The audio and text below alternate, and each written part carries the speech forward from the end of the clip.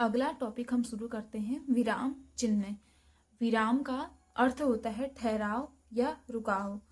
जिस तरह हम काम करते हैं, जिस तरह हम काम करते समय बीच बीच में रुकते और फिर आगे बढ़ते हैं, वैसे ही लेखन शैली में भी विराम की आवश्यकता होती है। उस जगह जिस प्रकार के चिन्हों का प्रयोग किया जाता है उसे विराम चिन्ह कहते हैं। जैसे हम दैनिक जीवन में काम करते रहते हैं तो हमें बीच बीच में रुकने की आवश्यकता होती है। ठीक उसी तरह से लेखन शैली में भी लिखते लिखते विराम चिन्हों की या पढ़ते पढ़ते विराम चिन्हों की आवश्यकता होती है। तो जिस जगह हम रुकते हैं जिन चिन्हों का उस समय प्रयोग करते हैं उन्हें विराम चिन्ह कहा जाता है।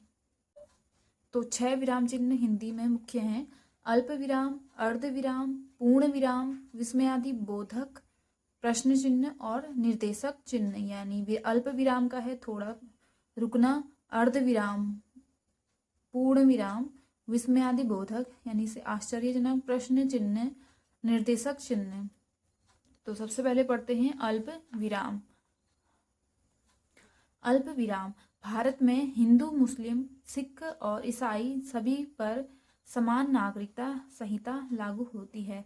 इसका जो उदाहरण है, यानी हिंदू के बाद मुस्लिम तो कॉमा लगा दिया यानी अल्प विराम, मुस्लिम, सिख कॉमा और ईसाई सभी प्रकार के नागरिक रहते हैं। तो यहाँ पर जिन चिन्हों का प्रयोग हुआ है उसे अल्प विराम कहते हैं।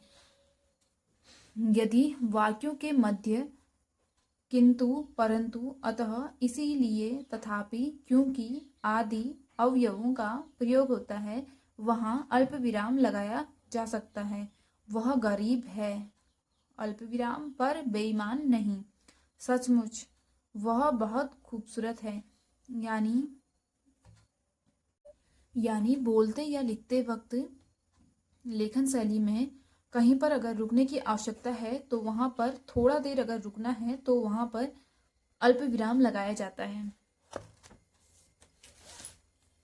अगला है अर्ध विराम, यानी वाक्य में जहां पर अल्प विराम की अपेक्षा अधिक समय तक रुकना पड़े वहां पर अर्ध विराम का प्रयोग होता है। यानी वाक्यों में अगर थोड़ा रुकना है तो अल्प विराम, अगर अल्प विराम से थोड़ा अधिक समय तक रुकना है तो वहां पर अर्ध विराम का चिन्ह प्रयोग किया जाता है।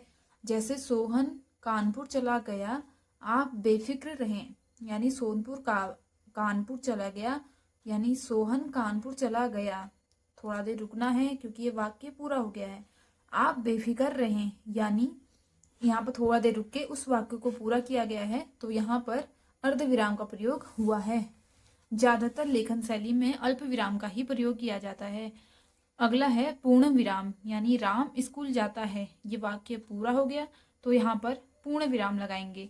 विस्मयादि बोधन, जहाँ हर्ष, विषाद, आश्चर्य, विस्मय, भय, घृणा, करुणा आदि भावों को व्यक्त किया जाता है वहां पर विस्मयादि बोधन चिन्ह का प्रयोग किया जाता है।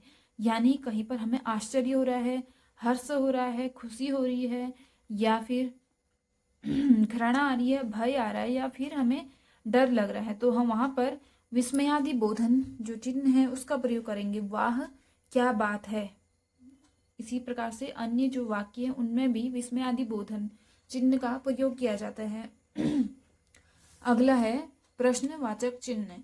क्या आप कॉलेज क्लोजअप करते हैं?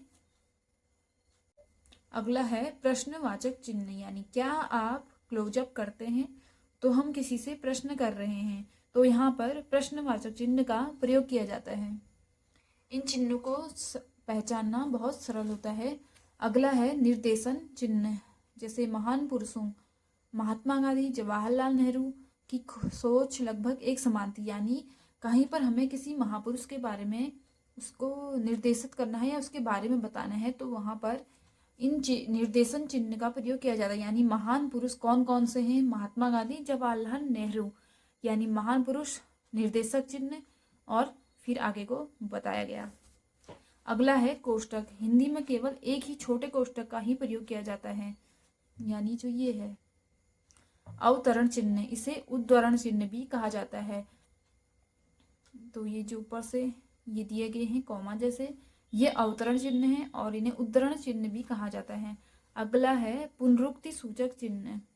तो इस ये है जो ये उद्धरण चिन्ह है, ये किसी अगर हमने किसी अन्य व्यक्ति का जो सेंटेंस है, उनकी जो उक्ति है उसे हम उतार रहे हैं तो वहाँ पर उद्धरण चिन्ह का प्रयोग किया जाता है। अगला है विवरण चिन्ह, यानी किसी चीज के बारे में विवरण प्रस्तुत करना है तो वहां पर विवरण चिन्ह का प्रयोग किया जाता है। अगला है उप विराम, इसे अपूर्ण विराम भी कहा जाता है। लाघव चिन्ह ये है, इसे संक्षेपण चिन्ह भी कहा जाता है। लोप चिन्ह, इन चिन्हों का जो है प्रयोग कम किया जाता है। जो मैंने ऊपर आपको 6 मुख्य चिन्ह बताए थे वो हिंदी में ज्यादा प्रयोग किए जाते हैं। ये चिन्ह भी हिंदी में प्रयोग किए जाते हैं, लेकिन इनका जो प्रयोग है उतना नहीं होता जितना उन मुख्य चिन्हों का होता है। इन्हें कहते हैं लोप चिन्ह, पाद चिन्ह, दीर्घ उच्चारण चिन्ह, पाद बिंदु। एग्जाम्पल लाघव चिन्ह जैसे यूपी, यूएसए, यानी किसी चीज को शॉर्ट में अगर हमें लिखना है तो वहां पर इस टाइप का हम लगा देते हैं। लोप चिन्ह, सभी जानते हैं कि मैं तुमसे बहुत प्यार करता हूं और तुम हो कि डॉट डॉट डॉट डॉट, इसे लोप चिन्ह कहा जाता है, यानी आगे की बात आप समझ सकते हैं। हंस पाद, परीक्षा में ये पूछा गया था एक परीक्षा में, हंस पाद चिन्ह कौन सा है। तो ये जो आप ऊपर को देख रहे हैं, अगर कहीं पर हम कोई सेंटेंस भूल जाते हैं तो वहां पर हम इस टाइप का चिन्ह लगा के ऊपर से उस शब्द को लिख करके हम उस वाक्य को पूरा कर सकते हैं। टीका सूचक, तुल्यता सूचक, समाप्ति, यानी किसी चीज के समापन होने पर हम इस टाइप का लिख सकते हैं। अगला है संकेत चिन्ह और विकल्प चिन्ह।